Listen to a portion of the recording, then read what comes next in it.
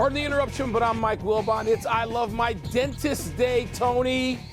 How you celebrate? I'm Tony Kornheiser. Dentists are overrated. I learned to pull teeth from YouTube. You want a tooth pulled? $100, Wilbon. $100, I'll do it. Well, you know, I can't say dentists are overrated. I love my dentist, Dr. Benjamin Watkins, best prosthodontist in the DMV. I love my dentist. Yeah, he's your brother-in-law. Yeah, well, you should. He's your brother-in-law. It makes sense. That's right. Welcome to PTI, boys and girls. In today's episode, the Knicks consider running it back. The Dodgers take 2 or 3 from the Yankees, and Scottie Scheffler wins again. But we begin today with the Indiana Pacers reaching the NBA Finals by overwhelming the New York Knicks in Game 6 on Saturday night. The Pacers are in the Finals for the first time in 25 years.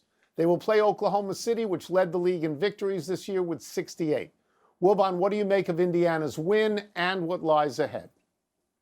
Tony, Indiana's win, wow, the second time in 2 years they eliminated the Knicks. They just seemed like, and I think you and I agree on this, we talked about it on and off camera, they seemed like a better team by a little. By a little. By a little. But all you need is a little in the playoffs, especially if your little is timed out well. And the Pacers was. But, Tony, they seem to be a thoroughly modern team to me, led there by their coach, Rick Carlisle, in the way they play. People could say, well, there's no structure. Yes. And even if there's not as much apparent structure, there's intent.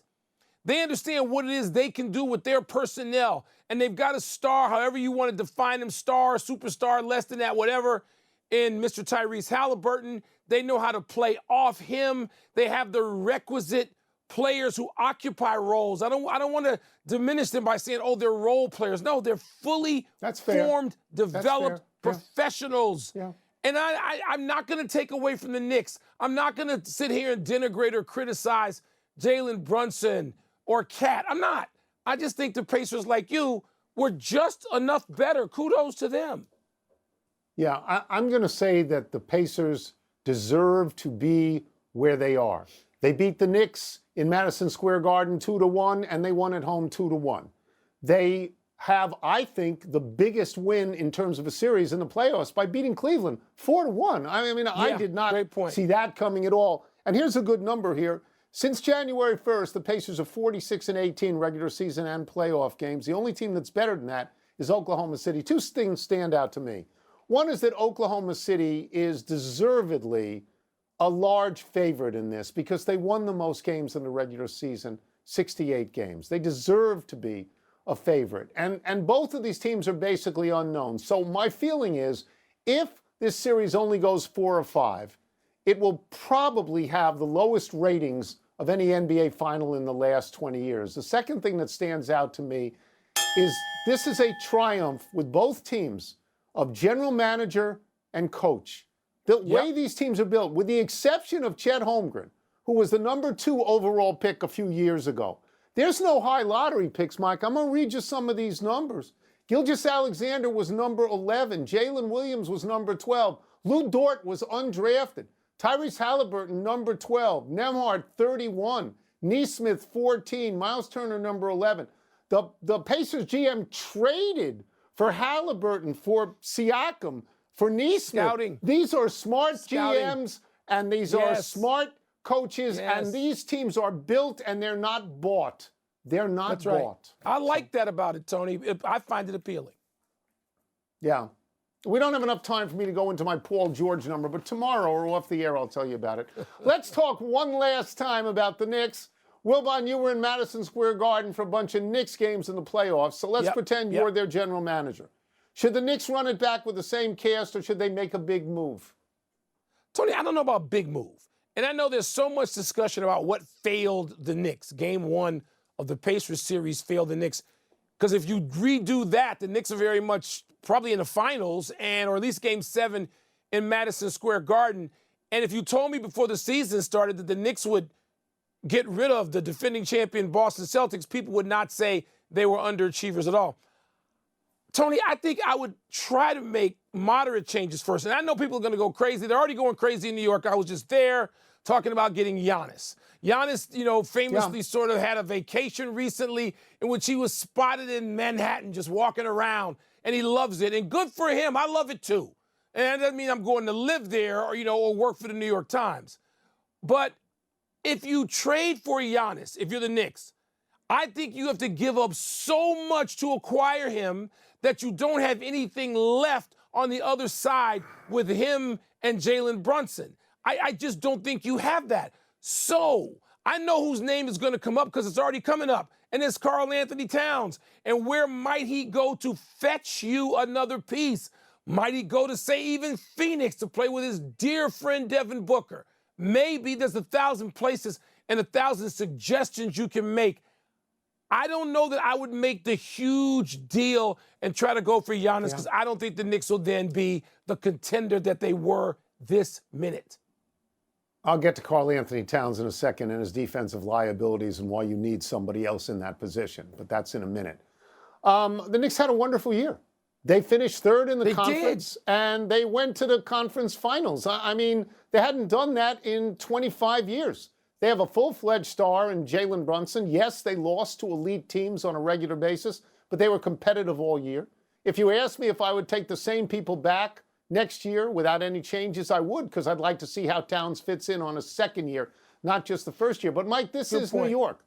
New York and Los Angeles are different. It's bright lights and big city. You cannot stand pat.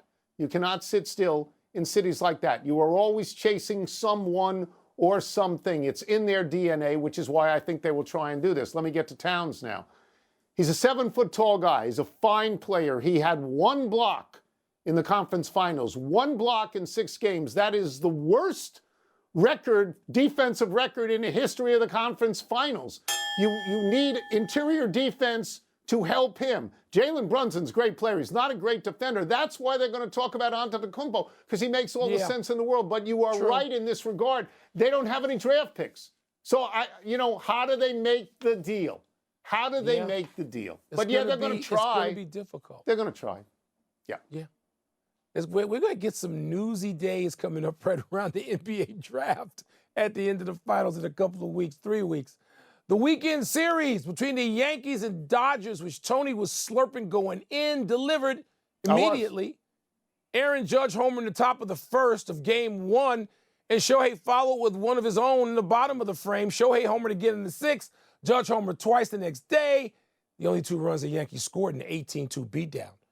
Overall, the Dodgers won twice. The Yankees beat Yamamoto Sunday. Tony, what stood out to you about this series? 2 things stood out. One is the greatest pitchers that each team had got rocked. Okay, Max Fried comes into this game for the Yankees 7-0 with a 1.29 ERA, the best in baseball. He gives up 8 hits to the Dodgers, 6 earned in 5 innings. His ERA goes up to 1.92. It's still great, but it's higher. Yamamoto pitches yesterday. Last night, Yamamoto goes out with a 1.97 ERA. He gives up 7 hits to the Yankees, 4 earned in less than 4 innings. His ERA goes up to 2.39. Again, a great ERA, but higher. The second thing that stood out to me is people got their money's worth. Shohei and Judge homered more than once. All right, and they homered early in the game, so if you're on the East Coast and you want to go to sleep, you've already seen them hit home runs. Judge hit, as you say, those 2 solos for the only 2 runs in an 18-2 loss. When they get up, Mike, it's mesmerizing. You cannot really take your eyes off them. In that same 18-2 game, Max Muncy had 2 home runs and 7 RBI. There was a lot of runs being scored. People say, all we have is strikeouts. No, the Dodgers got 29 runs. The Yankees got 14 runs. I just thought it was wonderful to watch, and I'm going to go back to what you said on Friday when we played big deal, little deal, no deal, and you said no deal. How can you say no deal? It was wonderful. I'm going to tell you what. I'm going to say again. No deal. Because if you're in L.A., and I spend a lot of time in L.A., unlike you and you used to, you know what happens in L.A. in the first inning. People aren't even in their seats in L.A. in the first inning to see those home runs. They're having their limousine drivers drop them off, and they get there in the second inning. You know that. You know I love L.A. I don't take cheap shots at Los Angeles, but that's the truth of the matter when it comes to going to Dodger Stadium. What stood out to me was the home runs. It was electrifying, and then there was nothing. It was, let me say it again, it was electrifying. And then 18-2, please, if that was the Pacers in OKC, you'd be ripping it to shreds for a week on your podcast and this show. 29. It was nothing. 29 runs. 29 runs by the Dodgers. It's a beat 14 down. runs by the It's Yankees. not a game. It's wonderful to watch. And now they get the Mets. The Dodgers get the Mets that even have a better record than the Dodgers do. How about 7 games in a row? 3 with the Yankees, 4 with the Mets. That's on those tough 7 games. Let's take a break. Coming up, Scotty Scheffler wins the Memorial again. We'll tell you what that says to us. And how surprising is it that... Hey, I'm going to take 10 seconds quickly. Paul George traded by both Indiana and Oklahoma City. Both teams now in the finals. Paul George out in the street. And I know he's your boy. They're better without him. Both teams. Pardon the Interruption is brought to you by DQ.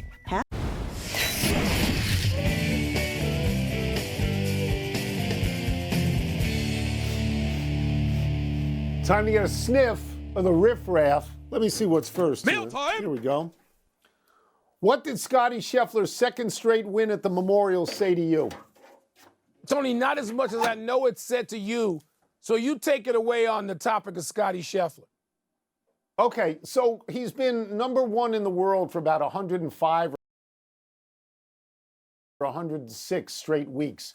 And in and around that period of time, he's won the Memorial twice. He's won the Players twice. He won the Arnold Palmer. He won the PGA Tour Championship. He won the Masters. He won the PGA. And the second Masters goes with the first Masters prior to that. He became, and we talked about this a couple of weeks ago, since World War II, he became the 3rd person to have at least 3 majors and at least 15 PGA Tour wins at the age of 29, and the other 2 were Tiger and Jack Nicklaus. So that's a pretty great club. He buries people, Mike. He wins by 5, 6, 8 strokes. If he gets the 54-hole lead, he never loses. He's like Michael Jordan in the NBA Finals. He just doesn't lose.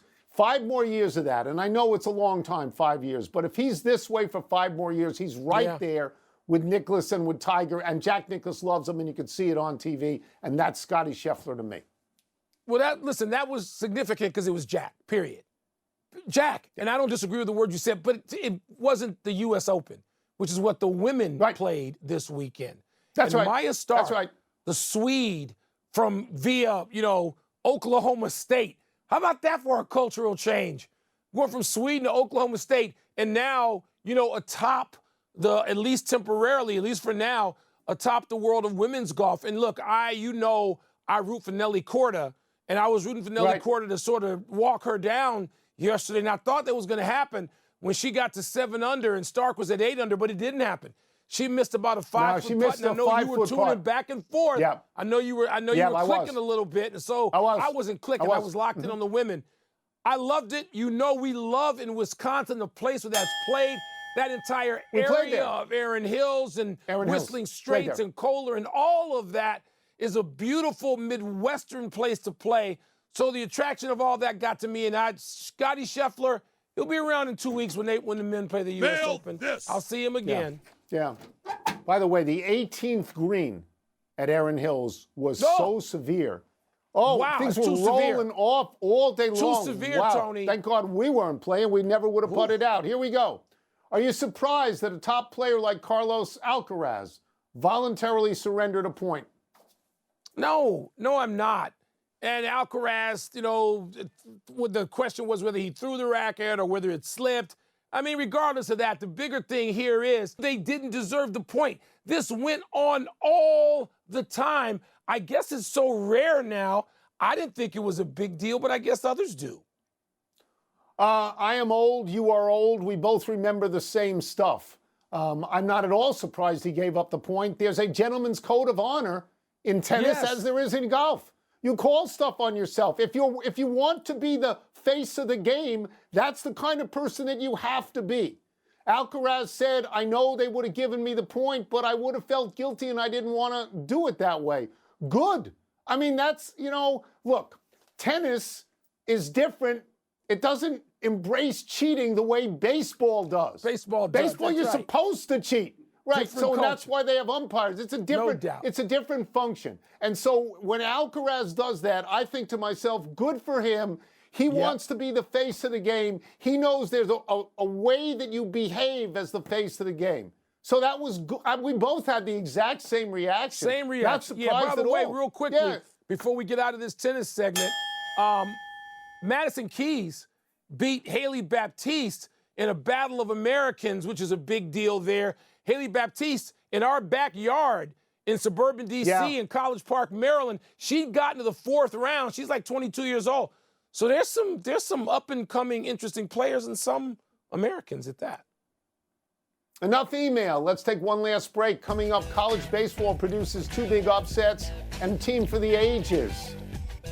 And PSG rolls over Inter Milan to win Champions League. Roll over. Mike, to make it even tighter, Francis Tiafoe's brother, I think, coaches Baptiste.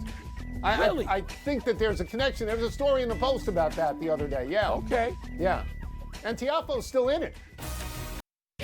Pardon the Interruption is brought to you by UFC 316. Saturday. Buy now at espnplus.com/ppv.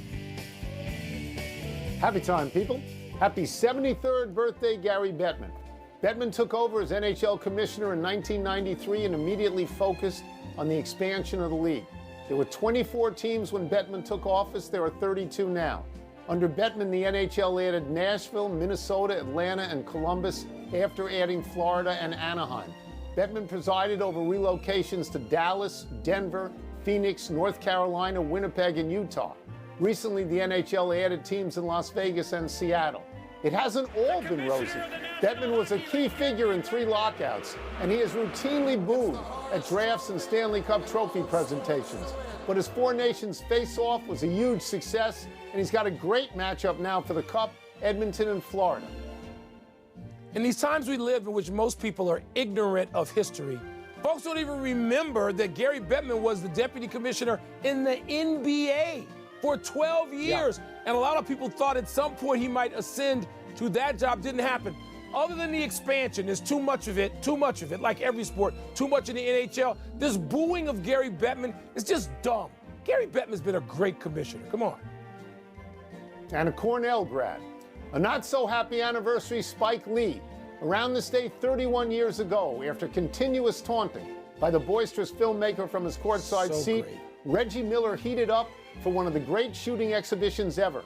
Miller lit up the Knicks in the fourth quarter of the Eastern Conference Finals, scoring 25 of his 39 points with 5 three-pointers. Miller single-handedly outscored the Knicks in that quarter. After each deep shot dropped, Miller ran by Spike Lee, yelling expletives at him, at one point giving him the choke sign. Within minutes, New York's double-digit lead vanished, buried by a 23-3 Indiana run. Afterwards, Knicks fans blamed Lee for riling up Reggie. The next day, the New York Daily News ran a headline, quote, "Thanks a lot, Spike." I'm not going to phony this up. I spent a lot of time in the last couple of weeks with both these gentlemen, and I am friends with them. I love them. They are friends. All right, whatever happened back then, they are friends. It's so cool to talk about and to see them in the same building. Spike has got to get rid of that orange and blue zoot suit. He looks like the Virginia Cavalier, a mascot in that thing. But it's just cool. They are good for basketball. We'll be hearing Reggie somewhere else, different network next year. We will still hear him. He's great at what he does. I love them both. Let me remind people what it looked like. Happy trails to the 2 top seeds of the NCAA baseball tournament. Number 1 Vanderbilt got knocked out at home by Wright State on Sunday afternoon. Number 2 seeded Texas got bumped by UTSA later in the day. Not a great look for Longhorns manager Jim Schlossnagle, who recently said that winning the SEC championship is harder than winning the national championship. Whoops. But the best college baseball story is LSU Shreveport winning the NAIA title by going 59-0, the first college baseball team to go unbeaten. The Pilots led the nation with a 2.38 ERA. They had a team batting average of .361. They had 3 400 hitters. Yeah, I don't care what league you're playing in. You go undefeated, amazing, and congratulations. 361, are you kidding me? Big finish. The Brewers swept the Phillies. They've won 7 straight. Are you nervous? Yeah, even though they're 5.5 behind the Cubbies. The Brewers and Cardinals, they're not giving up. That could be a hell of a 3-horse race this summer. Francis Tiafoe, Tommy Paul are the first American men in the French Open quarters since Agassi in 2003, your thoughts? It's the first time two Americans have reached the quarter since, hello, 1996. Lions center Frank Ragnow retiring at the age of 29. Your thoughts? Wow. Four-time Pro Bowler. The Lions are losing a lot of human resources, starting with coordinators, a lot of human resources. Diamondbacks ace Corbin Burns left Sunday start against your Nats, I was watching this, with elbow discomfort. Uh-oh. Uh-oh is right. First year of a 6-year, $210 million deal. Last one, PSG beat Inter Milan 5-0 for the Champions League title. Your reaction? They couldn't win with all those stars like Mbappe, and now they win. Amazing. Congratulations to PSG. Stars like Mbappe, and now they win.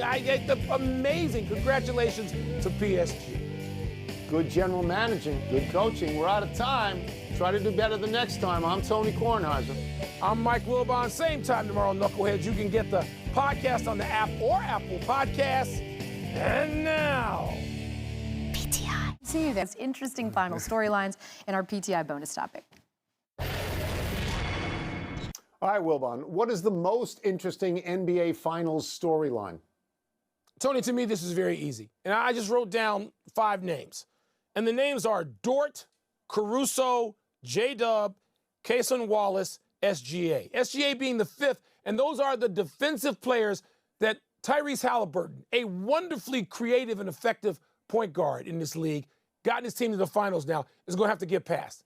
That's like getting past the 85 Bears. This, I think, is the best defense, I'm talking about Oklahoma City, either since San Antonio, right, with Ginobili and Tim Duncan and that cast, or the Bulls of Jordan, Pippen, Rodman, Ron Harper. I mean, they're that great defensively, and Halliburton has to deal with them. Lou Dort is Lawrence Taylor. That's who he is. He's my defensive player of the year. He got my vote. I just don't think it's reasonable that he can crack that. I think they are so great defensively. Rick Carlisle has to have gotten no sleep already in trying to figure out what the hell to do to help his great point guard against those guys. Well, if Lou Dort is Lawrence Taylor, I sure hope Halliburton isn't Joe Theismann, or else we're going to have a very short series. So the storyline that I'm following is actually the duration, the length of time till we get a winner. Oklahoma City is justifiably a very large favorite here. They won the most games in the league all year. They won 68 games. Indiana won 50. Head-to-head, Oklahoma City beat them 2-0. And in those games, speaking to Halliburton's circumstance, they held Halliburton under 20. In one of those games, they didn't just hold him under 20. They held him to 4 actual points. Now, in the playoffs so far, Mike, as I'm sure you know, Indiana is 7-0 if Halliburton scores more than 20. Well, if they're going to hold him down, and this is exactly what you're saying, if they're going to hold him down, then you could be looking at a 4-game series, a 5-game series. I mean, in my mind, and you and I have talked about this off air, I think Oklahoma City can win in 4. But if Indiana wins, to me, it's going to take 7.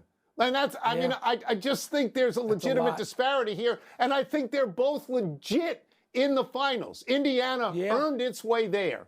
But Oklahoma City has reason to be favored, yes? Yes, they do.